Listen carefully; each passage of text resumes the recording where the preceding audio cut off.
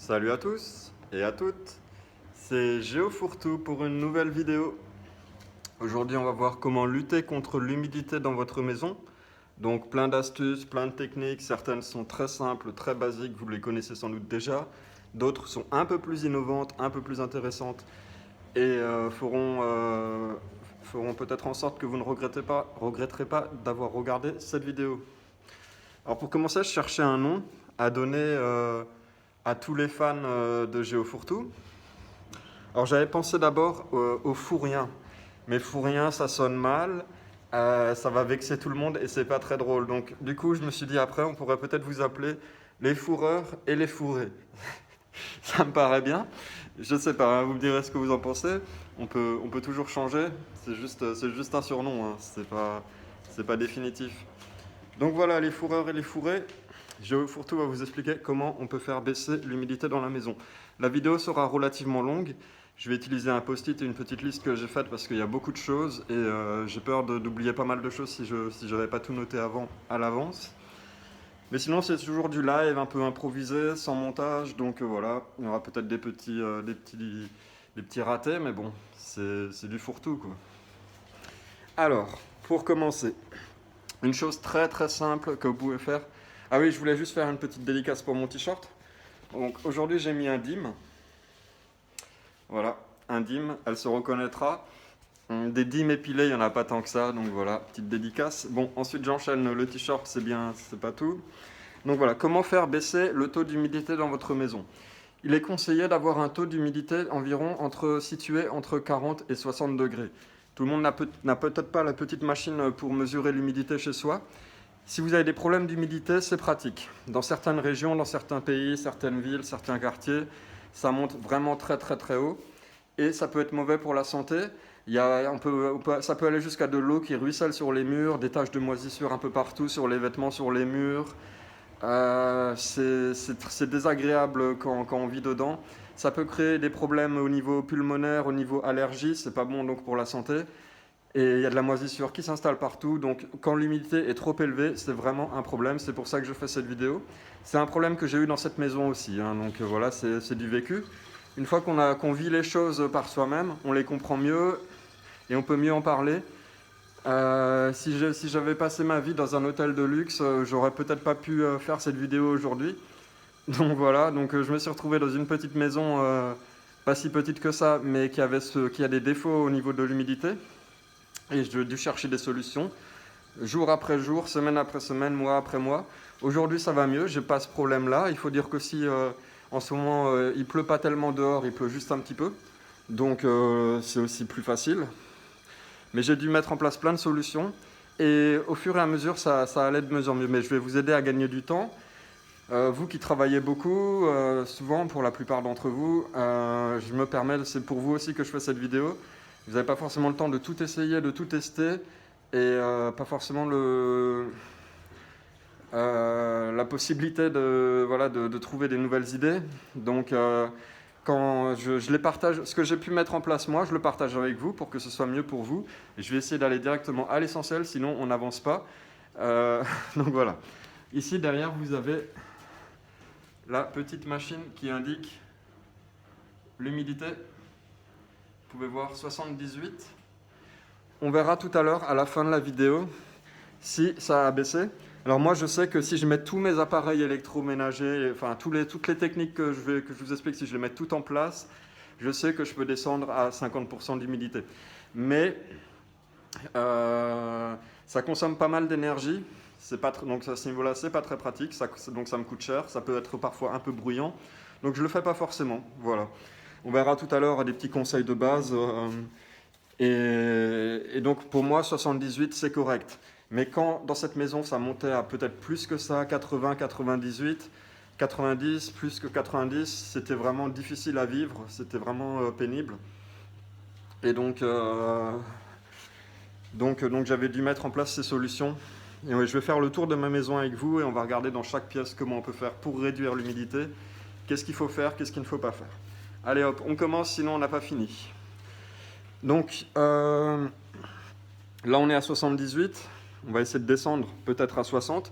Ça prend aussi du temps, ça se fait pas en 5 minutes. Donc d'ici la fin de la vidéo, ce sera sans doute pas tellement descendu. Mais les techniques que je vous explique, elles marchent. C'est prouvé, c'est testé, c'est approuvé GeoFourTool, donc vous pouvez y aller sans crainte. Donc au passage, donc ce que je peux vous conseiller, ça va de choses très, très simples aux choses un peu plus compliquées, un peu plus chères à mettre en place.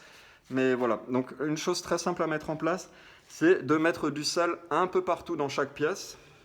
Sachant qu'au passage, je vous explique que les pièces les critiques au niveau de l'humidité, c'est la cuisine, la salle de bain, et éventuellement la buanderie si vous avez une buanderie. C'est dans ces pièces-là que l'humidité va, si on peut dire, s'échapper et se créer, se former et se répandre dans toute votre maison. Donc c'est dans ces pièces-là surtout que vous allez travailler, qu'on va travailler ensemble. Donc ce que je peux vous conseiller, c'est d'acheter du sel. Le gros sel, c'est bien. Moi, j'ai pris du sel fin parce que c'est ce que j'avais trouvé le plus rapidement et ce qui était aussi pas cher. Gros sel, demi-sel, enfin sel moyen, sel fin.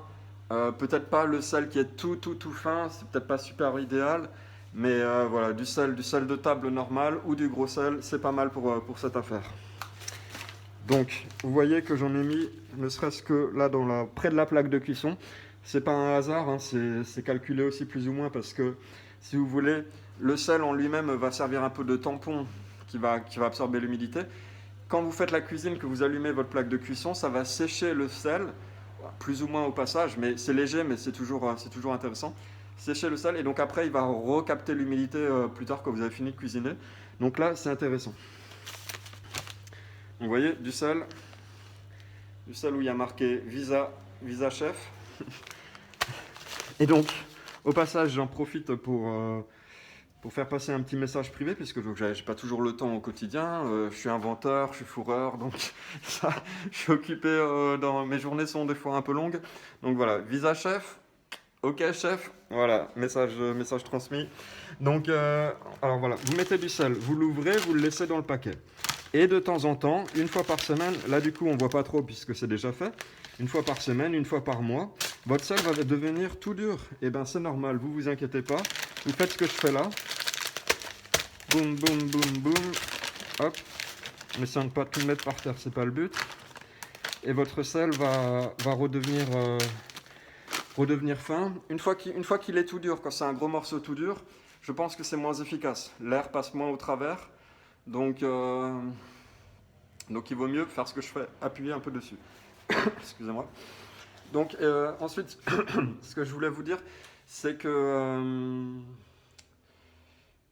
si vous n'avez pas la machine, vous pouvez aussi voir l'état du sel. Si vous voyez que le sel est devenu tout moelleux, tout humide, trempé, c'est que vous avez peut-être un problème d'humidité dans votre maison. Donc voilà. Alors j'ai mis du sel près de la plaque de cuisson. J'en ai mis au-dessus du frigo, pareil. Est-ce qu'il est dur celui-là? Oui, voilà, celui-là il a un peu durci, bon pas trop, puisque je l'ai aplani il n'y a pas longtemps. Celui-là aussi. De temps en temps, on peut faire comme ça.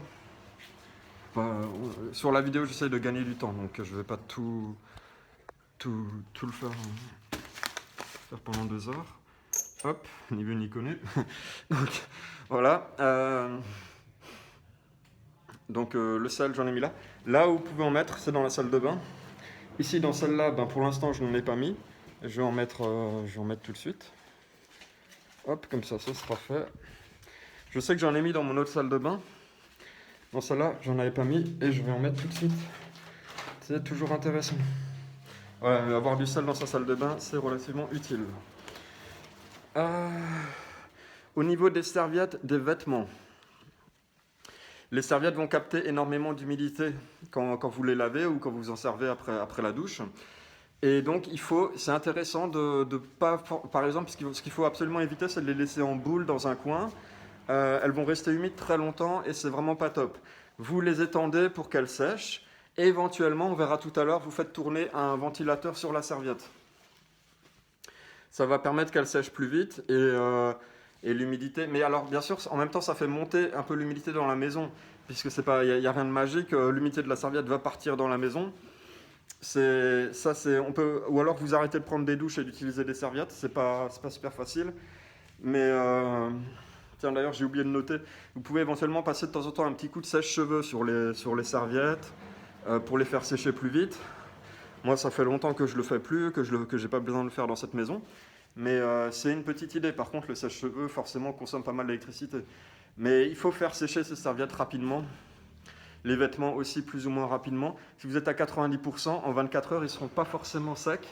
Et ça pose problème. Alors ce que les gens font ici dans mon quartier, c'est qu'ils vont à la buanderie quand il fait extrêmement humide, qu'il pleut beaucoup. Ils vont à la laverie du quartier, ils amènent les vêtements, c'est séché par un sèche-linge. Si vous avez un sèche-linge et que votre humidité est trop élevée, allez-y, vous pouvez l'utiliser, c'est top. Tout le monde n'en a pas, ça coûte cher, ça prend de la place. Donc vous pouvez aller éventuellement à la buanderie du quartier. Mais l'objectif de cette vidéo, c'est pas ça, c'est pas de vous dire faites tout ailleurs. Moi, je lavais mes vêtements chez moi, même quand c'était élevé. Et donc, vous pouvez utiliser un ventilateur pour faire baisser l'humidité plus vite, en le mettant bien sur les serviettes. Ou alors la machine que je vais vous montrer plus tard, qui est un déshumidificateur, qui a aussi une option sécher le linge. Mais on va essayer de faire mieux que cette machine, parce que cette machine a pas mal de défauts. Ce que vous pouvez faire aussi, donc n'oubliez pas de bien faire sécher les serviettes et les vêtements.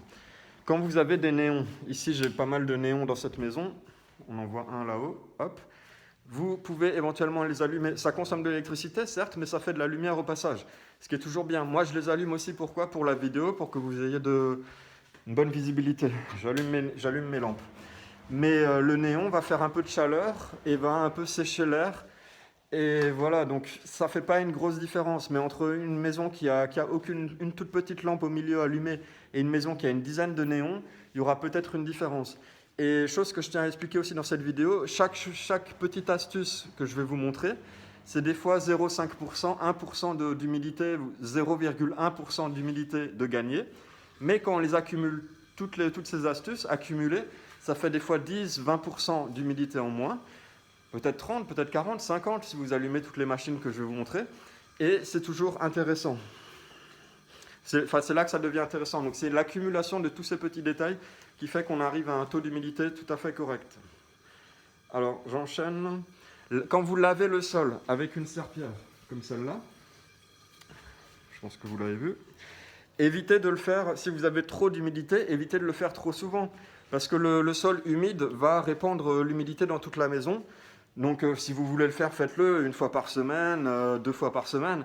Si c'est important pour vous, faites-le. Sinon, passez plutôt un balai traditionnel. Ça va éviter et faites éventuellement les tâches peut-être à la main avec une petite serviette microfibre. Ça évitera de trop accumuler l'humidité. C'est important de laver son sol, hein, surtout quand on a des problèmes éventuellement d'insectes qui se répandent, qui nous envahissent un peu. Mais c'est aussi important d'avoir un taux d'humidité correct dans la maison. Donc à vous de voir, soit vous lavez le sol tous les jours, mais l'humidité va monter, soit vous le faites un peu moins souvent. Alors, petite chose tout simple, mais presque tout le monde a sans doute chez soi une bouilloire comme celle-là. Si vous laissez de l'eau dedans, comme j'ai fait là après mon café, au niveau humidité, c'est pas top. Donc on vide sa bouilloire dans l'évier. Hop, c'est fait. Vu que c'est juste pour la vidéo, là, c'est pas très important. Jusqu'à la dernière goutte. On peut fermer la cruche quand on a une cruche avec capuchon. D'ailleurs, elles sont pratiques, hein, les cruches avec capuchon. Et on peut la mettre au frigo. Voilà, donc évitez d'avoir une bouilloire remplie d'eau. Une cruche avec un capuchon. Une cruche ouverte, des verres. Là, j'avais un fond d'eau peut-être dans le verre. Hop, pareil, je le vide dans l'évier. 2-3 gouttes de café, hop, dans l'évier. Ensuite, ce que vous pouvez faire, c'est sécher votre évier. Sachant qu'il n'y a rien de magique. Si vous séchez votre évier, vous utilisez une serviette. Cette serviette va prendre l'humidité et va ensuite répandre l'humidité. Donc c'est un peu un cercle vicieux, mais il vaut quand même mieux, je pense, sécher son évier. C'est toujours mieux. Et je suis en train de le faire là directement. Pas la peine de vous demander qu'est-ce qu'il est en train de faire. Donc voilà, je sèche mon évier et ensuite c'est la serviette qu'il faudra attendre qu'elle sèche. Elle va sécher tout doucement. Mais bon, il n'y a pas de miracle, hein. Autant qu'à faire, autant sécher son évier. Si vous en servez pas tout de suite, c'est fait. Après, souvent les éviers, on peut les fermer. C'est vraiment un détail, un micro-détail, mais on essaye d'accumuler les détails. Donc là, j'ai fermé mes 2 éviers avec le capuchon, le bouchon. C'est toujours mieux. La vaisselle, là, elle est en train de sécher à l'ancienne, tout doucement. Moi, j'aime bien, je fais comme ça. Pardon. Si vous la séchez vous-même, c'est peut-être mieux. Après, l'humidité reste dans la serviette. C'est pas forcément top non plus. Mais voilà, évitez d'avoir les éviers trop mouillés, la vaisselle trempée. C'est toujours une bonne chose. La bouilloire, je vous en ai parlé. Alors, pendant qu'on est sur les petits détails, je vous montre encore un autre détail. La cuvette des toilettes. Vous pouvez la fermer quand c'est possible. Il faudra que je répare ça. Désolé pour le live. Mon Dieu. Voilà, donc du coup, vous fermez la cuvette des toilettes, c'est vraiment un détail de rien du tout. Mais c'est toujours un petit peu mieux. Ça change pas grand-chose, je sais, mais on est vraiment sur des petits détails. Parfois, il faut penser donc à bien tout sécher quand c'est possible. Après avoir pris votre douche, le sol de la salle de bain est souvent très très humide. Il est souvent trempé. Donc soit vous attendez, soit vous faites en sorte que ça sèche un peu plus vite. Je vais vous montrer comment. Alors là, c'est tout bête, il n'y a rien de magique. Mais bon, plutôt que de parler pendant 3 heures, je le fais pour vous, je vous montre.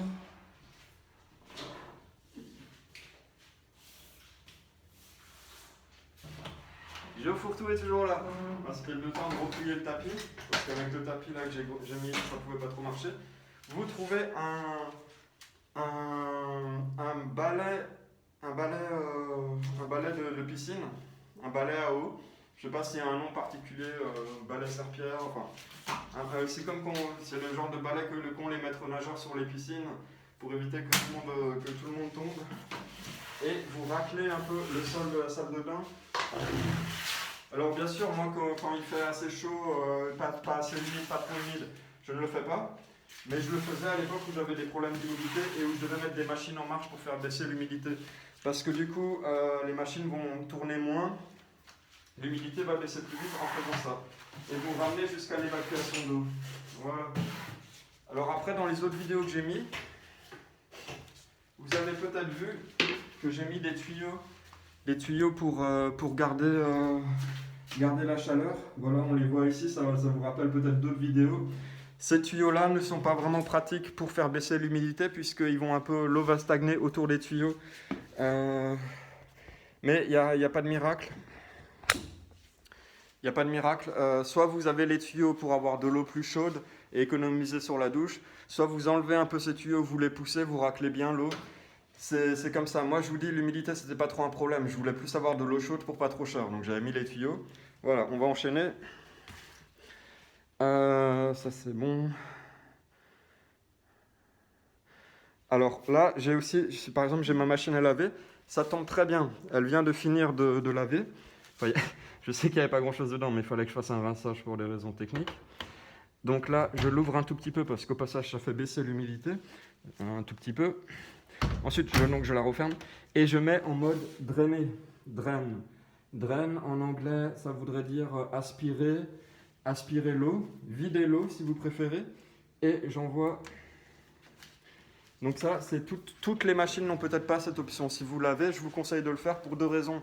Ça va éviter que l'humidité, la moisissure s'accumule dans votre machine. Ce sera mieux pour la durée de vie de votre machine, les joints, le caoutchouc qui est à l'intérieur. Et pour l'humidité dans votre maison, si votre machine n'est pas remplie d'eau, n'a pas un fond d'eau stagnant, c'est toujours mieux. Ensuite, quand vous avez fini, vous ouvrez la porte de votre machine pour qu'elle sèche bien pendant la nuit ou pendant que vous ne l'utilisez pas. C'est intéressant, beaucoup de gens font cette erreur. Ils laissent la machine fermée et l'humidité stagne. Après, vous avez des odeurs de moisissure, ça sent mauvais, vous êtes obligé de rajouter des produits. Et il suffit de laisser la porte de sa machine ouverte. Normalement, les fabricants conseillent de le faire, donc je vous le conseille aussi. Voilà, pour la machine à laver, c'est fait. Alors, au niveau du plafond, au niveau de la maison, c'est important de bien ventiler sa maison. L'idéal, c'est de savoir s'il fait plus humide dehors ou dedans.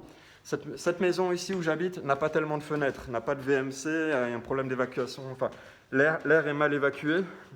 C'est le défaut, hein. Chaque maison a ses avantages et ses défauts. Ici, c'est un peu son défaut. Donc, par contre, il y a des dalles au plafond. On peut les voir ici. Et j'en ai retiré 2-3, voire un peu plus dans les autres pièces. Retirer quelques dalles sur le plafond.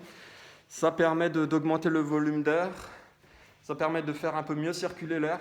Maintenant, s'il pleut vraiment des cordes et des cordes pendant des jours, ce sera peut-être pas génial parce que l'eau va ruisseler et au lieu de tomber sur les dalles qui protégeront un petit peu, elle va tomber directement sur le sol où j'ai peut-être mon ordinateur, j'ai peut-être des choses. Donc c'est pas toujours top s'il pleut vraiment des cordes. Par contre, des fois il pleut pas trop, on a envie d'avoir un air de qualité quand même dans sa maison. Donc si vous avez des dalles comme ça, vous pouvez les ouvrir. Moi je les fais chez moi, ça dépend bien sûr des maisons. Tout le monde n'en a pas, mais ça permet de faire passer l'air. C'est pas très esthétique, hein, je sais bien, mais je préfère avoir, plutôt que de l'esthétique, un maximum de choses esthétiques, je préfère avoir une atmosphère et un air de qualité dans ma maison qu'un plafond qui serait esthétique, mais après, on respire mal dedans.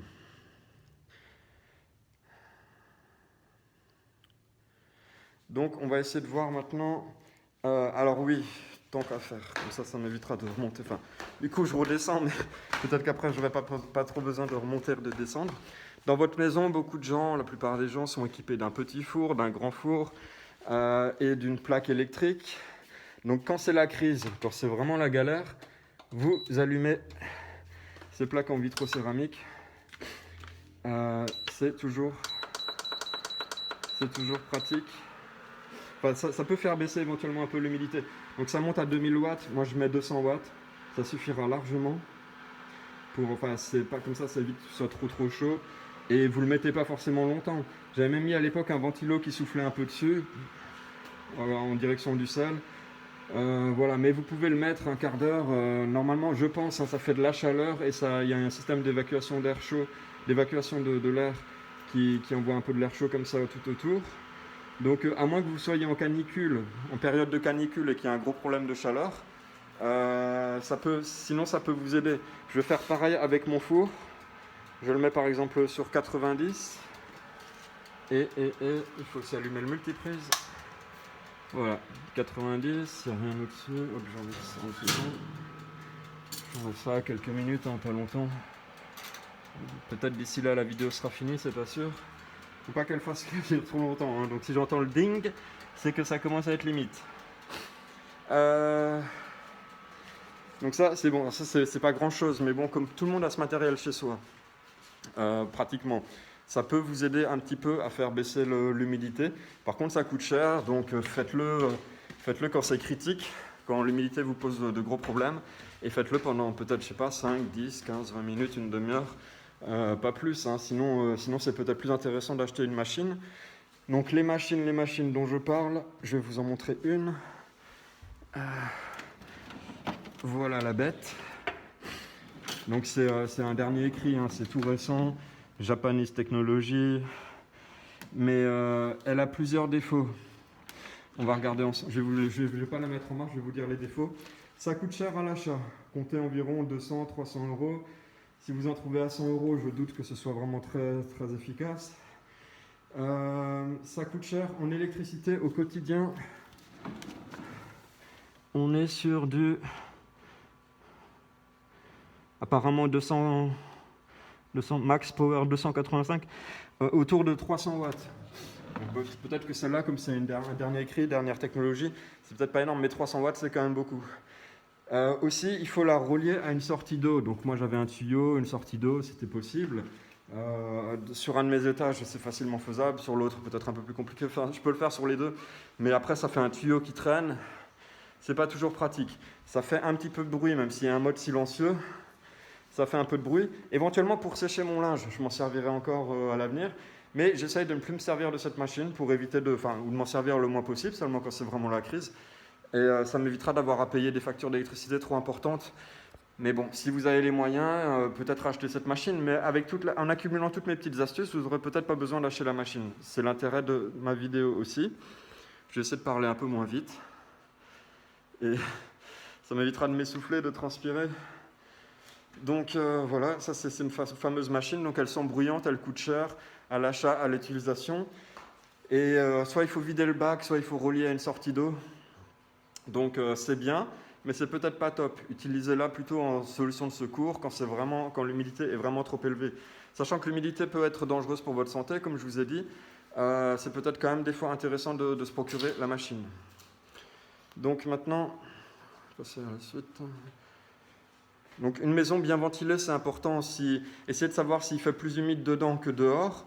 Si votre intérieur est plus humide, vous faites rentrer l'air en ouvrant les portes, les fenêtres, si possible. La nuit, c'est des fois un peu plus compliqué. Tout le monde n'a pas envie de dormir avec les portes et les fenêtres ouvertes. Mais c'est important de ventiler sa maison. Au passage, une petite anecdote, c'est un peu indirectement avec la vidéo, mais pensez aussi à sortir de chez vous. Les maisons sont souvent polluées à l'intérieur. L'air extérieur est en général mieux. Ça dépend où vous habitez, mais on dit souvent que l'air extérieur est meilleur. Donc pensez à sortir de chez vous, allez vous promener, vous aérer. C'est bon pour vous. Ça évitera aussi, parce que si vous voulez, quand il y a une personne qui est dans la maison, qui respire, qui parle, qui transpire, ça fait aussi monter l'humidité. Donc normalement, vous coupez un peu les appareils électriques, vous revenez chez vous. Après votre promenade, vous n'avez pas consommé d'électricité trop pendant ce moment, pendant votre promenade. Et l'air ne devrait pas être beaucoup plus humide, en théorie. Bon, ça, il faudrait que je redescende. Je vais redescendre. Hop. Ça fait un peu durer la vidéo. Bon. Je remonte. Parce que je regarde un peu mes ventilos. On va parler de ventilateur, de ventilation. Je regarde ce que j'ai sous la main. Voilà, deux classiques. Tac, tac, tac. Oui, donc je vais redescendre parce que je vais vous montrer les ventilations murales. Les climatisateurs, ventilation muraux, c'est bien, mais ça a des défauts aussi. Donc si vous utilisez ce genre de machine, vous avez un mode déshumidification. Ça coûte de l'électricité, ça coûte cher, ça fait du bruit. Si vous êtes à côté et que vous dormez, c'est pas toujours très, très agréable. Donc c'est pas forcément la meilleure solution, mais si vous êtes équipé, vous pouvez l'utiliser bien sûr. Mais si je fais cette vidéo, c'est pour vous montrer d'autres alternatives qui sont peut-être plus intéressantes pour vous et qui peuvent se cumuler à ce genre de matériel. Si vous voulez, vous ferez un mélange des deux techniques, et ce sera peut-être des différentes techniques, et ce sera peut-être plus intéressant pour vous que de voir juste ce genre de matériel à acheter qui coûte cher. Et aussi, cette machine-là a un défaut, c'est que quand elle marche trop longtemps, ça finit par ruisseler, à tomber sur le sol. Et en dessous, vous voyez que j'ai un fusible, des branchements. Alors, à l'époque, je branchais mon téléphone là-dessus. C'est donc pas super pratique quand l'eau commence à ruisseler de cette machine en mode déshumidificateur. Voilà, donc je l'utilise le moins possible. Je le mets éventuellement en ventilation et pourquoi pas en climatiseur, mais ici en ce moment là il fait 24 degrés, donc on n'a pas besoin de climatiseur. Donc j'essaie de pas trop m'en servir parce que l'eau coule et ça pose un peu problème. Est-ce que c'est un défaut de la machine? Je sais pas, sans doute, mais bon, en tout cas c'est comme ça. Là la machine a fini de tourner, on l'ouvre et elle va sécher tranquillement. Voilà. Vous pouvez l'ouvrir comme ça suffit, ça vous évite de foncer dans la porte la nuit quand vous allez aux toilettes. Pas trop d'humour aujourd'hui, hein. J'arrive à me tenir. Donc, maintenant on va voir ce qui est important, éventuellement ce qui peut marcher pas mal, c'est... Ah oui, alors au passage, si vous avez des toiles d'araignée dans la maison, ces toiles d'araignée vont avoir tendance à bloquer l'humidité, à l'accumuler. Donc, vous les enlevez. Voilà, vous enlevez plutôt les toiles d'araignée, c'est toujours mieux. En plus, ça fait fuir les dames, c'est une catastrophe.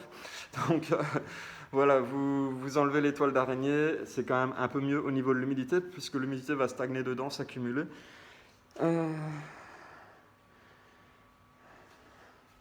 Bon, maintenant je suis monté en haut. Enfin, je suis monté, on dit juste je suis monté, on n'a pas le droit de dire je suis monté en haut, donc je ne le dis pas. Hop. Donc vous pouvez utiliser des ventilateurs. C'est un ventilateur tout à fait classique.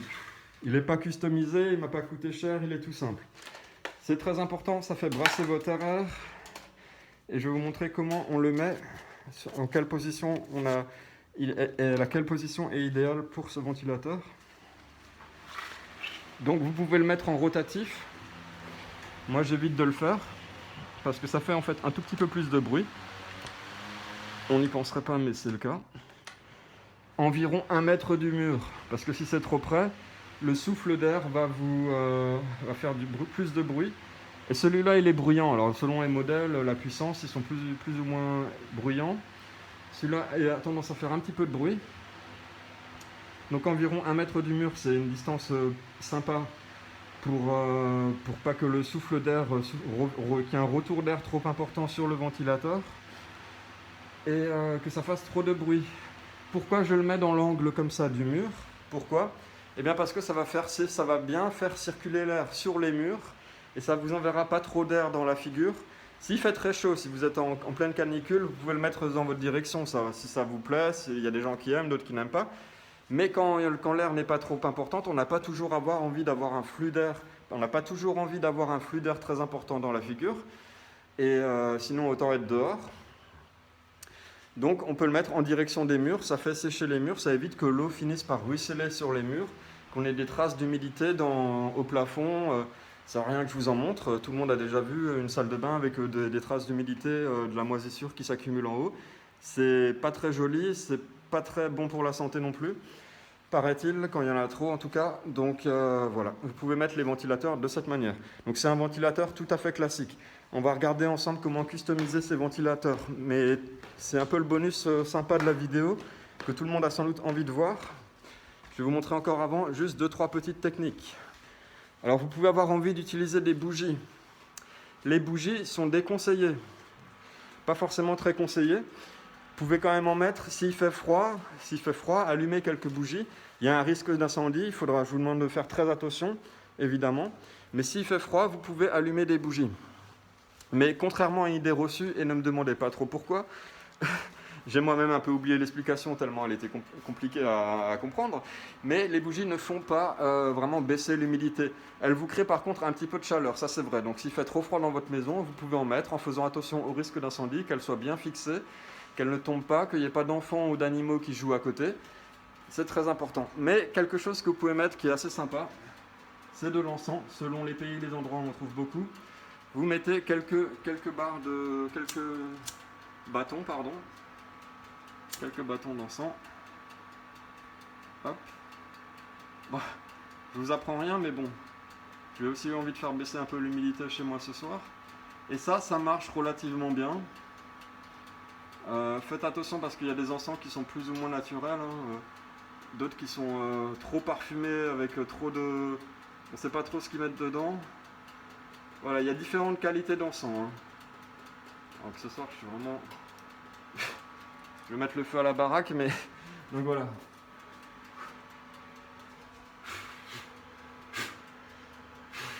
Happy birthday, Géofourtou. Ok, d'habitude, je le mets pas là, mon encens, donc c'est plus simple. Hop. Voilà, c'était pour la vidéo. Donc voilà, vous avez vos tubes d'encens, enfin vos bâtons d'encens qui sont allumés. Ça va faire un peu de fumée, un peu de chaleur. Ça va légèrement faire baisser l'humidité. Essayez de prendre des encens asiatiques naturels, c'est peut-être un peu mieux que les encens en grande surface avec des parfums miracles dedans, mais qui sont en fait super chimiques. Voilà, limitez peut-être aussi la consommation d'encens. Il y en a qui aiment, il y en a qui n'aiment pas, il y en a qui disent que c'est bien, d'autres que c'est pas trop bien, mais bon voilà, je tenais à quand même en parler. Les bougies, je vous ai donné mon avis. C'est pas vrai, il faut que je remonte. Donc ce qu'on peut accumuler dans la maison et ce qui est pas mal, c'est les cartons. Quand vous achetez quelque chose, vous avez des cartons. N'hésitez pas à les garder, ça va servir de tampon pour l'humidité. Je vais vous montrer un exemple.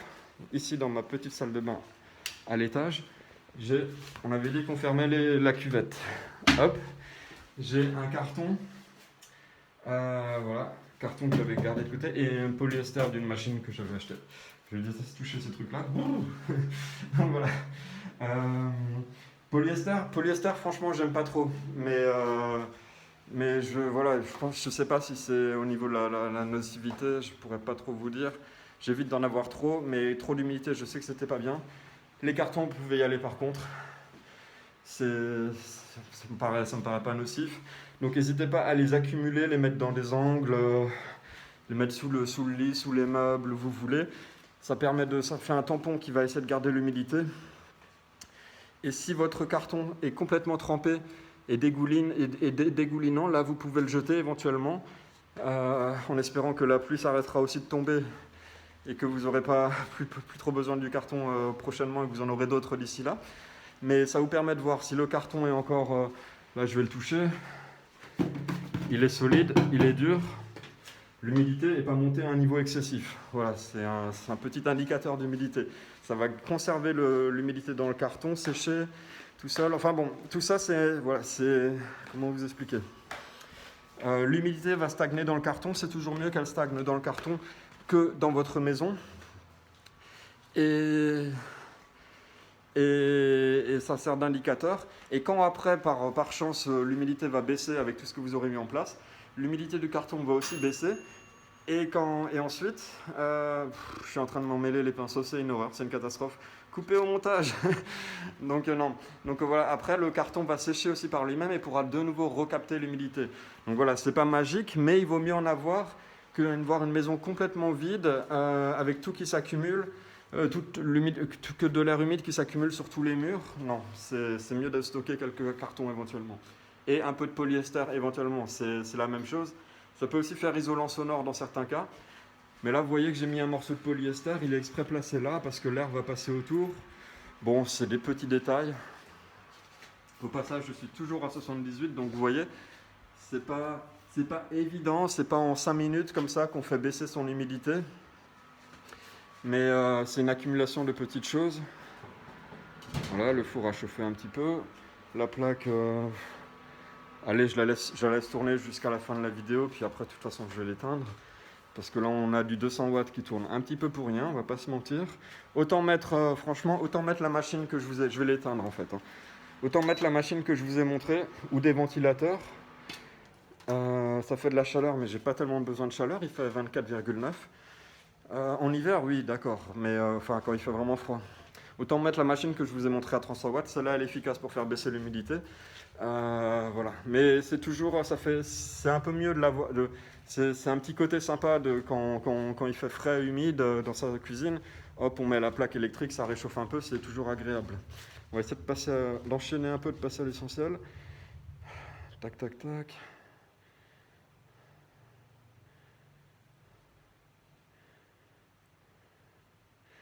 Eh bien écoutez, là je crois qu'on a fait à peu près le tour, ce qui est une bonne nouvelle, une bonne chose. La vidéo ferait bientôt 40 minutes. Donc maintenant ce que je vais vous montrer, et ce qui est très intéressant, c'est le bonus magique de cette vidéo. C'est dommage, j'aurais pas trop le temps de les faire tourner. Vous avez les ventilateurs classiques. Et maintenant je vais vous montrer à quoi sert et comment marche et comment fabriquer chez vous un ventilo Mumu. Un ventilo Mumu, c'est quoi? C'est un ventilateur qui a été un petit peu customisé, un petit peu pimpé, pour justement être transformé. Il consomme la même quantité d'énergie qu'un ventilo classique. Mais un ventilo Mumu va en même temps sécher, sécher votre maison, sécher l'atmosphère de votre maison pour la même consommation d'énergie. À un faible niveau, certes, c'est pas énorme, mais je vais en faire tourner deux. Quoique, enfin si, allez, on va en faire tourner deux. Hop, c'est parti. Et bon, si je les fais tourner, je peux pas les démonter en même temps et vous montrer comment ça marche. Mais voilà, donc ça c'est un ventilo Mumu. Vous voyez qu'il y a une chaussette qui a été... J'ai retiré le cache, donc si vous avez des enfants, éventuellement ne le faites pas. Ou si vous avez un singe à la maison, évitez peut-être, parce que pour lui expliquer le principe du ventilo Mumu, c'est pas gagné. C'est une petite blague au passage, voilà, je m'en permets. Donc voilà, j'ai retiré au milieu, on trouve des clapets, des petits caches. Je ne vais pas vous montrer forcément comment le retirer parce que ça prend du temps et c'est relativement simple. Mais ici, vous pouvez déclipser. Hop, vous déclipsez ici, vous déclipsez en bas. Ça permet de retirer la grille. Une fois que la grille avant est retirée, vous pouvez ensuite, pareil, vous déclipser le petit logo Senko for a Cool Life. Donc je fais de la pub.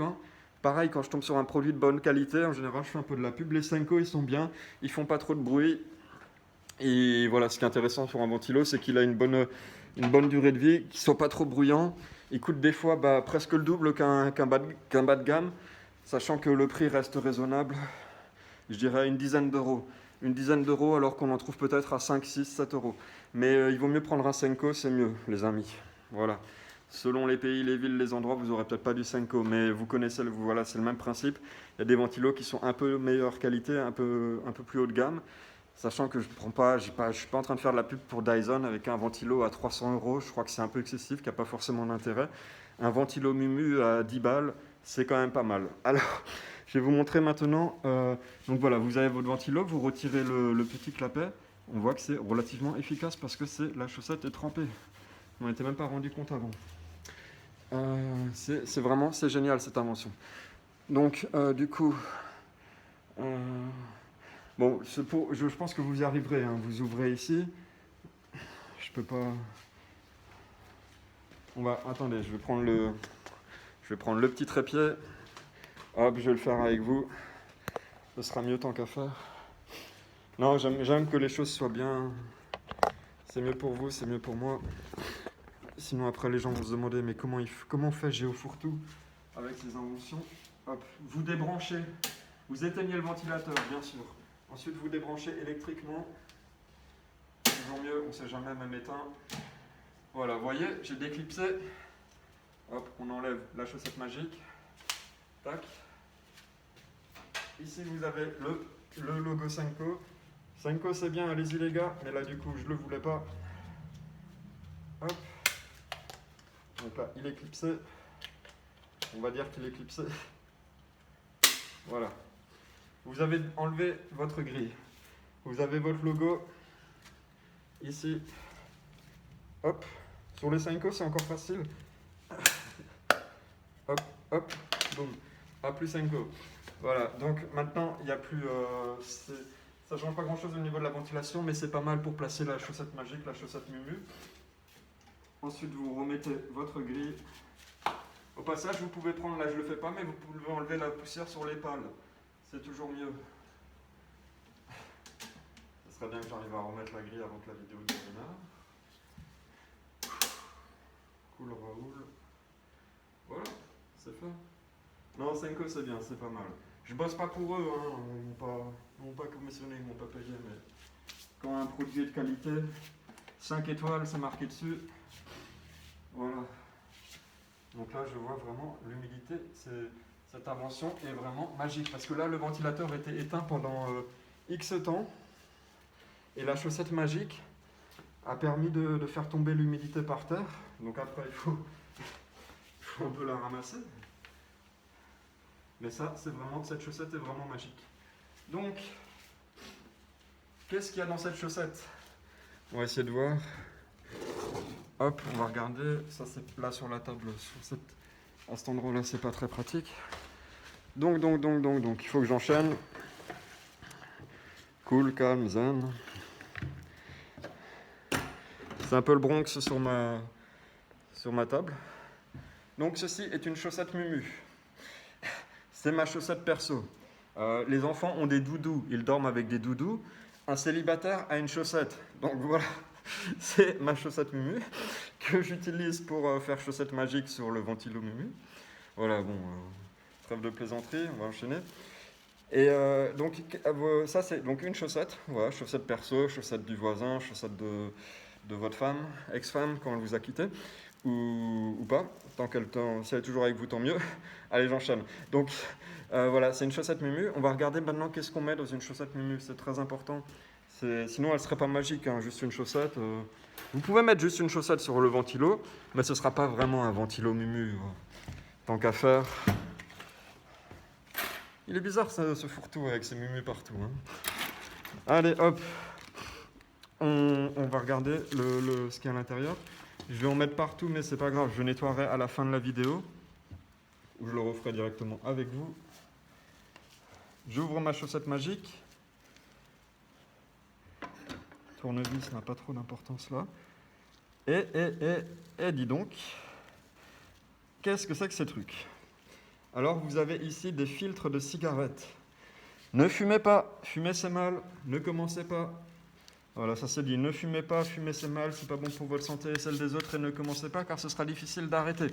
Et donc ici vous avez des filtres de cigarettes non utilisés, c'est important. Pourquoi? J'en avais sous la main. Vous pouvez acheter des... J'en avais sous la main, no comment. Donc vous pouvez acheter des filtres, des boîtes de filtres pour cigarettes à tuber. Vous avez une centaine de filtres pour environ 1 €. si vous en voulez. C'est toujours mieux que d'acheter des cigarettes. euh, de les casser juste pour cette invention, ce serait un peu dommage. Vous pouvez acheter des boîtes donc, de filtres comme ça, de filtres à cigarettes à tuber, et vous utilisez juste le filtre ou le papier. Vous pouvez mettre le papier avec, là ça n'a pas trop d'importance. Ou alors, vous avez sans doute un ami qui connaît un Bob, qui peut vous dépanner des filtres. Bah oui, non, pas Bob l'éponge, Bob Marley avec les rastas, vous voyez. Bon, allez, j'enchaîne. Donc, qu'est-ce qu'il y a autour des filtres? Il y a du sel qui commence à être bien humide, donc je vais en remettre un peu. Je vais en remettre là, il a pris un peu l'eau, et le fait de l'ouvrir, ça va en remettre un peu partout. Je suis pas loin, hein. Je vais aller chercher le sel. Lisa, chef. Donc voilà, on enchaîne. Donc je vais refermer ma serviette, ma chaussette, pardon, autant pour moi. Hop, on met les filtres dedans. Vous pouvez en mettre plus, hein, maintenant. Mon Bob, c'était un petit Bob, donc voilà. Mon Bob n'en avait pas plus là sous la main. Hop. On met le sel dedans. Voilà, donc j'ai mis les filtres et le sel. Je vais rajouter un petit peu de sel puisque autant que ça marche bien, que ce soit efficace cette affaire. Chaussette magique, chaussette Mimu. J'ai mis du sel partout, c'est pas grave, je nettoierai hors vidéo.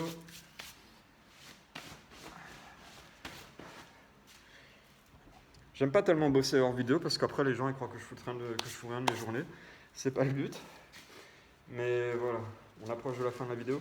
Ensuite, vous refermez la chaussette. Ma chaussette perso, elle me manque. Je cherche toujours une copine au passage. Donc voilà, on enchaîne et vous remettez. Je vais vous montrer bien comment la positionner.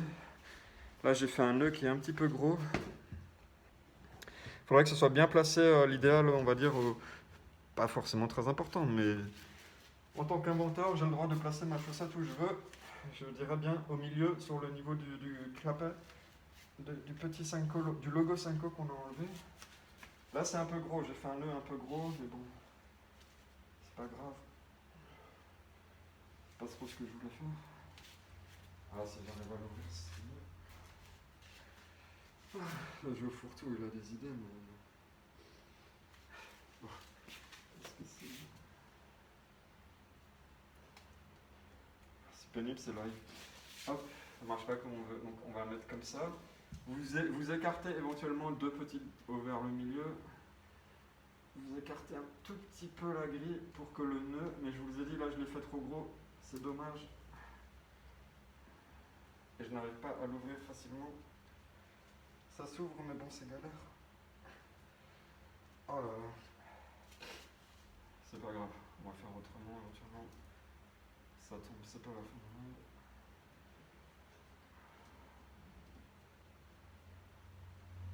Vous écartez un tout petit peu. Mais là, moi, le nœud, je l'ai fait un peu trop loin. Il ne faut pas que ça touche les pales. Ça, c'est très important. Il ne faut pas que ça casse votre ventilateur, que ça en mêle le tout. 48 minutes, il faut que je me dépêche un peu. Pas que ça touche les pales. Allez, Bob. Faut pas que ça touche les pales, sinon ça va tout bloquer. Ça... Pas forcément mettre le feu, mais bon, il y a toujours un risque, mais très limité. Ça va casser, ça va bloquer votre ventilateur, et c'est pas du tout ce qu'on veut. Donc du coup, mon nœud, je vais le refaire un peu plus haut, et pour essayer de faire en sorte qu'il soit pas trop gros. Donc ça demande un peu de pratique, un peu de technique.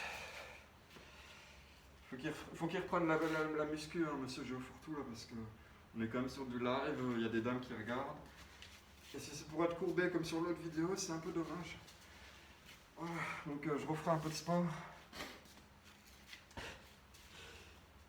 Essayer d'aller à l'essentiel.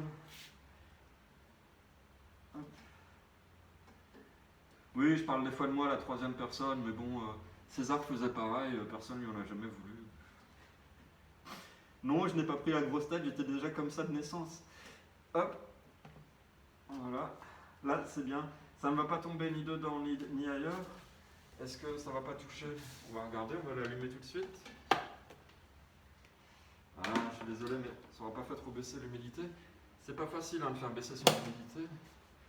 Mais on y arrive. Mais bon, après, quand c'est pas trop élevé, c'est plus dur de la faire baisser aussi. Tac, tac, tac. Non, je crois que ça touche pas. Hop, je remonte un tout petit peu, mettons plus. Faut vraiment pas que ça touche, c'est important. A priori, ça ne touche pas.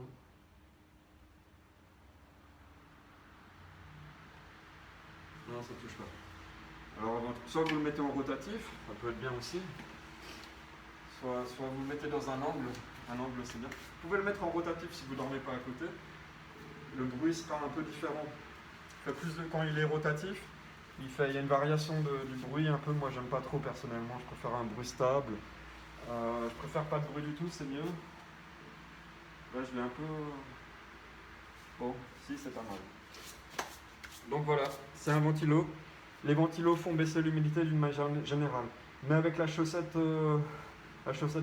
magique Mumu, ça marche encore mieux.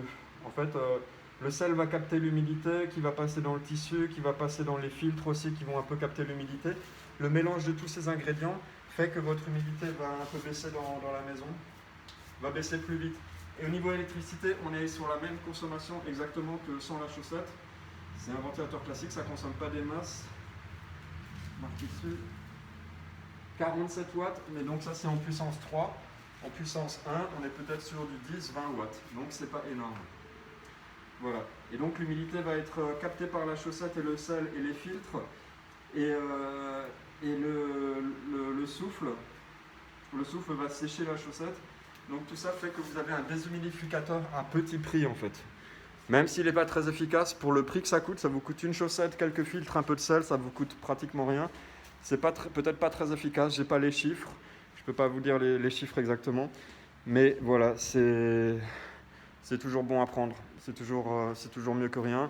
Si vous ne mettez pas de chaussettes, c'est pas grave, mettez juste un ventilateur, c'est toujours bien.